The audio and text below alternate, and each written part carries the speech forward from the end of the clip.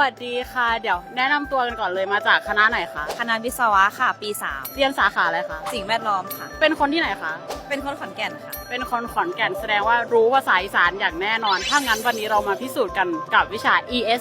101ว่าคุณรู้ภาษาอีสานมากน้อยแค่ไหนค่ะเรามาจับฉลากเลยจะได้เขาว่าอะไรนะหงำค่ะง่ำแปลว่าอะไรคะไม่รู้ค่ะไม่รู้ค่ะไม่รู้ค่ะพิธีกรก็ไม่รู้พิธีกรก็ไม่รู้เหมือนกันค่ะง้ำแปลว่าเหนือกว่าอย่างเห็นได้ชัดตัวอย่างเช่นเธอคือแต่งตัวมะง้ำบัณฑิตแท้หมายความว่าทำไมเธอถึงแต่งตัวสวยกว่าบัณฑิตจังแล้วรู้คำอื่นอีกไหมคะกินข้าวแซบเหรอคะกินข้าวแบบ แซบค่ะแซบค่ะกินข้าวแบบแซ่บๆนะคะเดี๋ยวฝากวาร์ปหน่อยค่ะ LITTLE ค่ะ NK__